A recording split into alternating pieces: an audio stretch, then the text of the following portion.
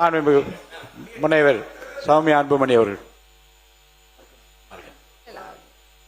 மாண்புமிகு பேரவைத் தலைவர் அவர்களே, மனிதவள மேலாண்மைத்துறை அமைச்சர் உங்கள் வாயிலாக அவருக்கு ஒரு சில செய்திகள். டிஎன்பிஎஸ்சி அவருடைய துறையின் கீழ் வருகிறது. அதில் மெம்பர்ஸ் பணியிடங்கள், அந்த மெம்பர்ஸ் காலியாக இருக்கிறது. அதை முதலில் அதை நிரப்ப வேண்டும். அப்படி நிரப்பினால்தான் முதல்ல நமக்கு இங்கே வேலை, கவர்மெண்ட் மிஷினரி நல்லா வேலை செய்யறதுக்கு ஆட்கள் கிடைப்பாங்க. ஏன்னா வருஷம் எக்ஸாம் நடத்தணும். கொரோனால எக்ஸாம் நடத்தல, அதுக்கப்புறம் 2 வருஷத்துக்கு ஒரு வாட்டி எக்ஸாம் நடத்தினாலும் ரிசல்ட் வரல, அதுக்கு 2 வருஷம் ஆகுது. ரிசல்ட் வந்தாலும் கோர்ட்டு கேஸ்ன்னு அப்படியே யாருக்குமே வேலையே கிடையாது.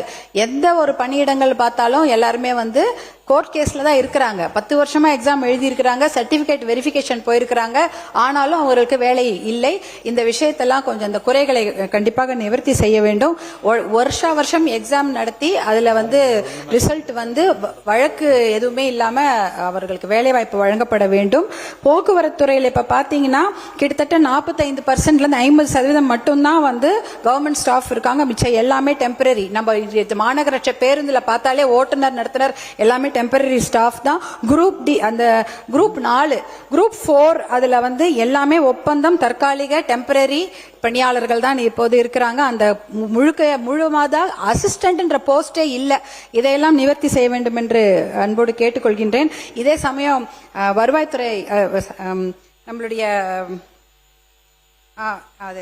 இளைஞர் நலன் மற்றும் பொதுப்பணித்துறை அமைச்சருக்கு ஒரு வேண்டுகோள். எல்லா விளையாட்டு மைதானங்களையும் நீங்க புதுப்பிக்க வேண்டும். ஏன்னா மார்ஷியல் ஆர்ட்ஸ் சொல்லிக் கொடுக்கறதுக்கு ஏற்பாடு பண்ணுங்க. தற்காப்பு கலை மிக மிக அவசியம். எவ்வளவுக்கு எவ்வளவு விளையாட்டுக்கு முக்கியத்துவம் கொடுக்கிறோமோ, பள்ளிக்கூடத்துல 1 மணி நேரம் தான் விளையாட்டுக்கு முக்கியத்துவம் கொடுக்கறாங்க. அதை மாற்றி அது ஒரு முடிவா எடுக்க வேண்டும். பாலிசி டிசிஷனா எடுத்து எல்லா நாளும் விளையாடணும்னு சொல்லணும். தற்காப்பு கலை, அந்த மாதிரி சிலம்பம், அப்புறம் கராத்தே, கொபுடோ போன்ற விஷயங்களுக்கு ட்ரெயினர்ஸ் போட்டு பயிற்சி கொடுங்க.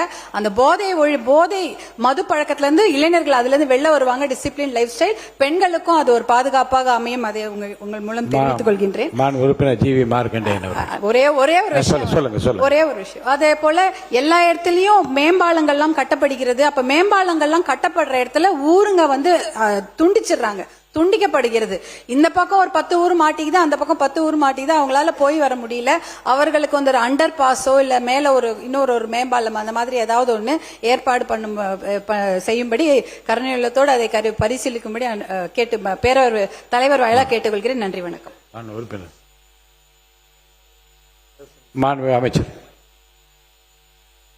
அன்புமிகு பேரவைத் தலைவர் அவர்களே, சட்டமன்ற உறுப்பினர் கேட்டது போல் இதற்கான நியமனம் அதிகாரம் படைத்தவர் ஆளுநர் தான். இதை மாண்புமிகு முதலமைச்சர் அவர்களின் கவனத்திற்கு ஏற்கனவே எடுத்து செல்லப்பட்டு அதுக்கான நடவடிக்கைகள் விரைந்து எடுக்கப்படுகிறது என்பதை இந்த பேரவையின் வாயிலாக தெரிவித்துக் கொள்கிறேன்.